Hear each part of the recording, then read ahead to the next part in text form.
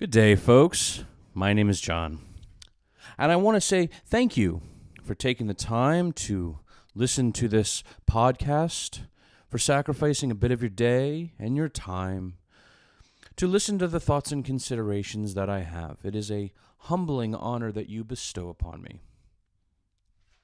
I'm doing things a little bit differently. I've started to realize that my off-the-cuff podcasts are not as good as I would like them to be. To be sure, I like to speak with clarity, with passion, and I think there is something to be said about having a prepared statement. When I see men of renown, the speakers whom I look up to, men such as Fulton Sheen, for example, men such as C.S. Lewis, men such as George Carlin even Steve Jobs, men who have long since passed away. Oftentimes we don't realize how much practice and effort went into the work that they produced. We do not see the hours spent rehearsing the things that they want to say. We only see the final product. As such, I wish to be honest with you in that. I am indeed now rehearsing. I am now indeed putting together my thoughts on paper, organizing myself, so that way what I say will be more clear, more practiced, more rehearsed, and perhaps when the time comes, when I am called to be a little bit more impromptu, I will have a better preparedness behind me. Much like weight training or anything else, discipline and practice and repetition is necessary for excellence. It would seem that in 21st century America, we live in a culture of perpetual cosplay, where life is a con, and the only thing people seem to worry about is the identity of the character in which they are portraying. Men, for example, wear a beard and the clothing of their predecessors, not because they are assuming the role of adult, but because they identify as an adult and are merely engaged in adulting. Men, it would also seem, are merely acting out poorly the examples that they grew up with, lacking the understanding as to why they are simply just wearing a costume. Hey, look the part of an adult male, oftentimes wearing a flannel and a beard, yet they have the soft, naive eyes of a child. They reason and react like a child boisterously, flailing their arms about like a caricature, like a cartoon character, high-pitched voices, without any real considerations, acting more like a caricature. These men have no honor, and oftentimes respond as juvenile boys do, using excessive vulgarities to toughen themselves up, and flailing around, as we said, with exaggerated gestures, and act more like we would expect somebody to act in a cartoon. They have no discipline. They are content to gorge on cookies and candy and sodas and ice cream. Hey, they try to be a child's buddy rather than a mentor or a sensei or a rabbi or a teacher. Most seem to forget that the Messiah, whilst he did eventually call his disciples friends, he was first called rabbi, teacher. And as the changing roles of life, as maturation comes, so too do the terms that we use to describe those whom we associate with. A father is a father first to his child. And as a child grows older and understanding, so too does the parent's role. However, this role does not happen until much later in life. Once the age of accountability has been met, once the boy is no longer a boy, but a man responsible for himself. As men age, so too ought their tastes in movies, television, literature, arts, music, foods. Milk becomes cheese. High sugary beverages such as Coca-Cola and Mountain Dew, Pepsi, generally ought become wine. Maybe beer, maybe whiskey. As we grow older, our tastes ought mature and become refined. Instead, we see the adulting male cling to the intense flavors of their youth rather than learn to appreciate the subtle nuances. They still imbibe bags of candy instead of fruit. Even so, men are encouraged to engage in the fruity flavors of the soft and simple culture of vaping, rather than be responsible and engage in moderation of smoking a pipe or a cigar. And this is, too, symbolic and indicative of where we are as a culture, where we are as a society, and how we are being raised up. Because as we see these adult men trying to be their youthful buddies, we see that there is a lack in development. When I was younger, I enjoyed playing video games. But as I get older, I find that I no longer have the patience nor the time to waste. I have other things to do with myself than sit in front of a screen idly tapping around, going through the adventure. Indeed, I have adventures of my own to go on. There's too much work to be done.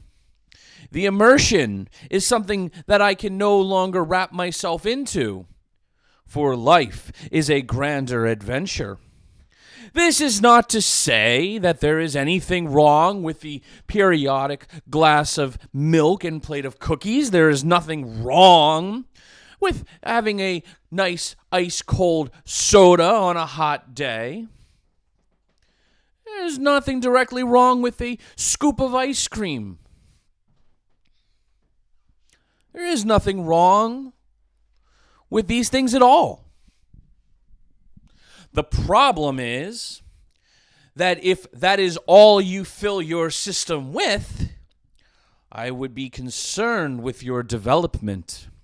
For it seems to me that these men never graduated from high school, never graduated from the pizza parties, never graduated from the cakes and the sodas into the larger, grander context.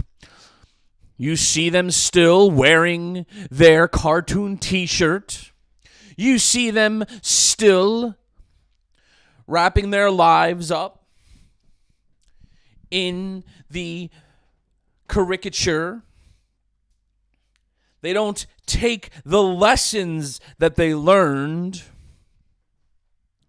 but instead hold the hero on their pedestal. Again, there is nothing wrong with a lot of these things. But like everything, when we were children, we engaged in childish things. But when we became adults, we put away those childish things and embraced adulthood. When we are children, we look up to mentors and archetypes. We see signs and symbols of the men and women, if you are a girl, whom you'd like to be. A father ought to be a boy's greatest hero. A mother ought to be a girl's greatest heroine. This is the definition of what good parenting is. But instead of being good parents, instead of being good archetypes, we now engage in our identities. Who do I identify with? What do I identify as? And the funny thing about identity is whenever we look in the mirrors and we see that which we want to see, we get very upset when the world sees us in ways that we don't want them to see us as. I have been called atheist. I have been called Satanist. I have been called many things. And I have wondered why. I identify as a Christian. How are you seeing this? And I reflected and I started to reason and realize, oh, there are some things that might have the appearance of evil. And so, through constructive criticism, through observation, through self-reflection, I put away these things and corrected them. Identity is a funny thing.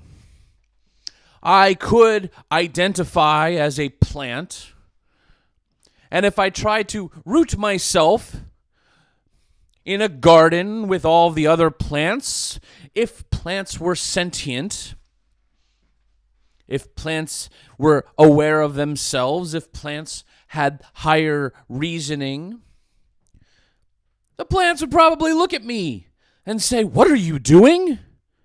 You aren't like us. You don't belong here." And I could say, "But I believe myself to be a plant." And they would say to me, "But you are not a plant. You might look like a plant, but you lack the nature of a plant. You don't eat the same food we do. You don't produce the same material that we do.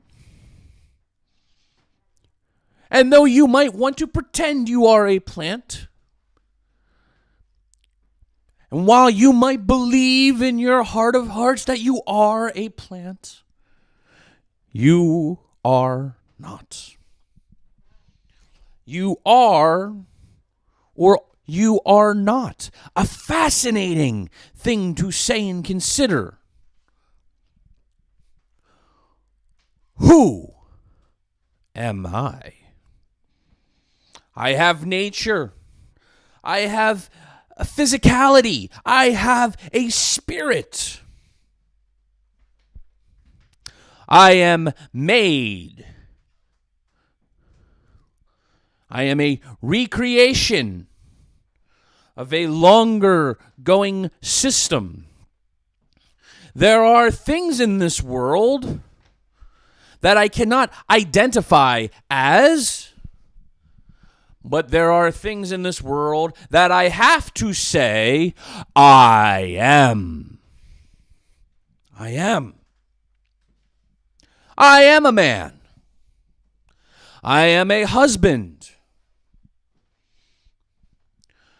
I am a sinner. I am a business owner. I am short. I am stocky. I have blonde hair and blue eyes. This is who I am. Some things are within my ability to change. Other things, not so much.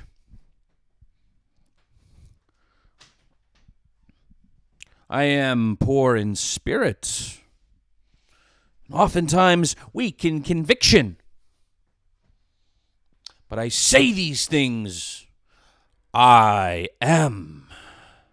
Not as I identify. I might identify myself as a Christian, yet if I am engaging in drunken debauchery, if I am womanizing, then what is my Christianity worth? I can identify as a Christian all I want. However, if I am not acting in accordance with Christianity, with the words and the teachings of the Messiah, then what is my Christianity worth? And the answer to that is absolutely nothing.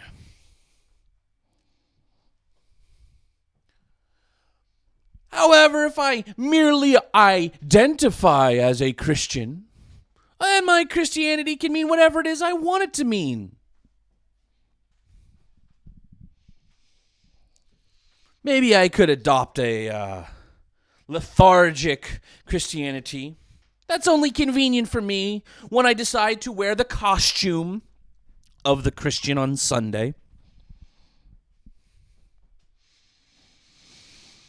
Or if I were to say I am a Christian, that means that my words, my deeds, and my actions must reflect that. And if I fail, which I have before, I must be made aware of this. I must repent. I must reconcile this, because it is more than just my identity. It is who I am.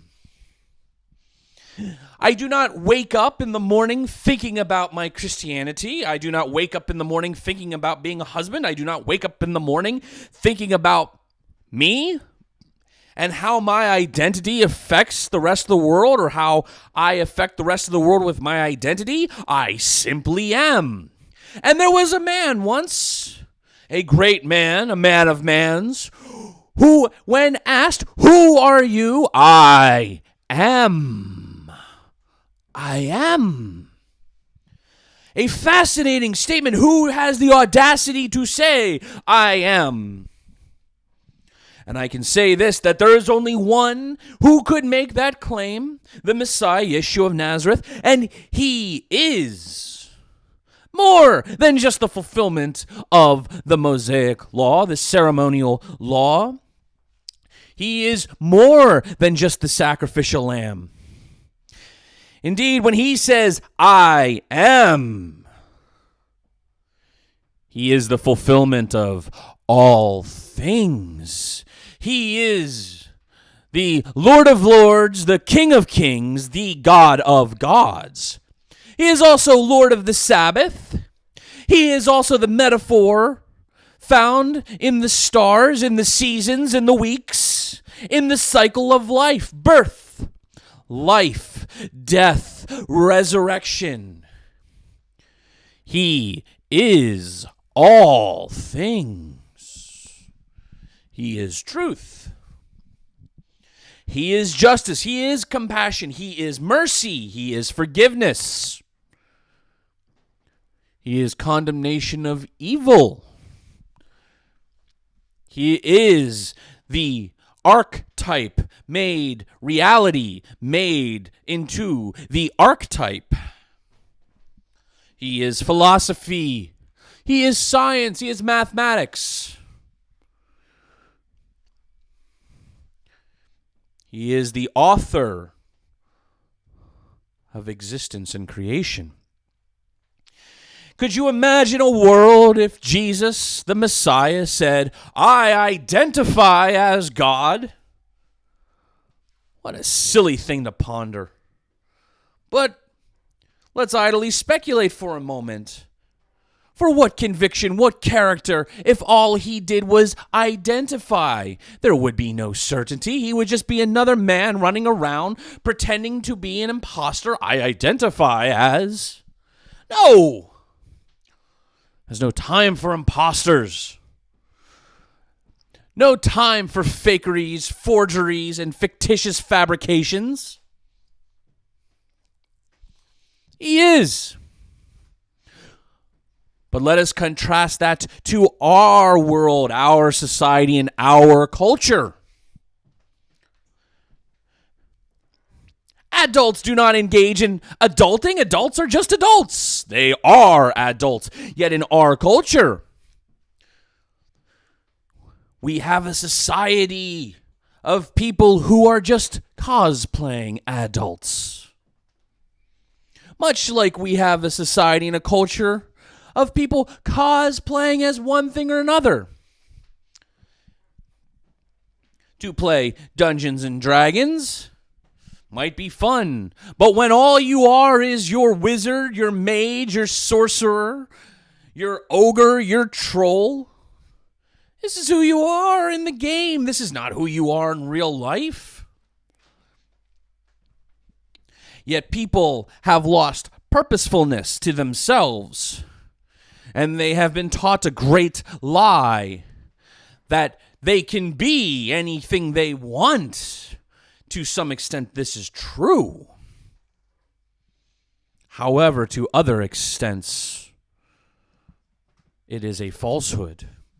There is a congruency and a balance that must be struck between our spirit and our physical selves. A balance that must be had. I am not a rose, though I might want to pretend that I am a rose. The reality is that I am not a rose. And a rose doesn't really care what you call it. But I can assure you that if your wife or your girlfriend asks for a rose and you give her a bouquet of weeds, she would not be terribly pleased with you. And you might say, "Oh, but I identified these as roses." She would look at you and say, "You fool, I think you need your eyes checked." And that, I think, is one of the problems that the church faces. It is no longer an institution, a sacred house of worship. It no longer operates as such. In fact, it would rather identify itself as a playland. It is no longer a place where you go to worship and bend your knee and to be iron sharpening iron. It is a place to go to engage in social activities, to make ourselves feel better that, well, at least we're not going to the bar, the club. This is a safe space.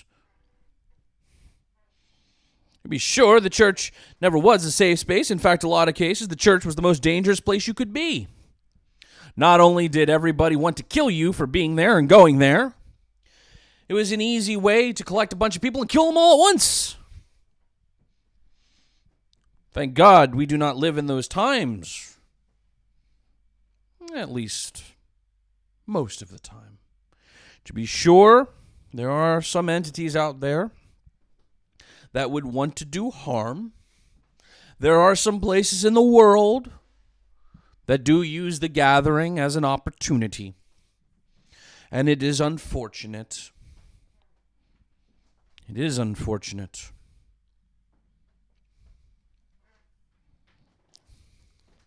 I believe whomever termed the coin con termed it rightly. For you see, we have conned an entire generation, an entire culture out of reality. I am more than just one aspect. I am more than just one element. I am a conglomeration of many aspects. I am more than just my foot. I am more than just my hand. But these things all work together in harmony and governance, governed by reason, governed by logic, governed by faith. I do not just say that my sexuality is the whole of my being, and if that is the case, I feel a great swell of pity for you.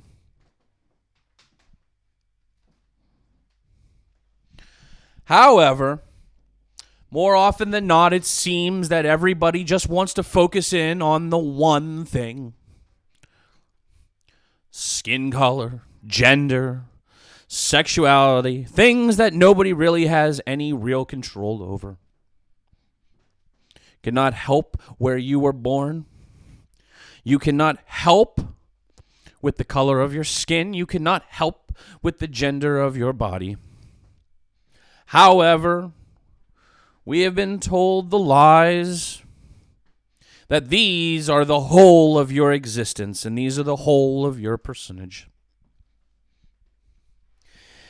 And when we choose to identify, we go to the ancient gallery and pick up a mask, and we put on the persona until it no longer suits us. Whom do I identify with at this moment? And we no longer say, I am.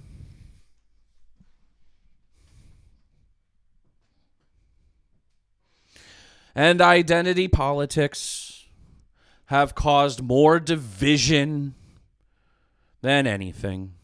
These tribal mentalities of my hut is better than yours, my Bible is bigger than yours. And we see these identity politics in the church as well. How can you dare tell me about those Catholics? How can you dare tell me about those Protestants? I identify, and therefore I will shuck everything just to maintain my identity. Well, I can assure you of this, that the Messiah, Yeshua of Nazareth, Jesus Christ, he did not play in identity politics. He played in reality. He existed in reality. And as we have learned, he is the whole and fulfillment of reality. I would not like to further imagine a world where God, the Messiah, would identify as God.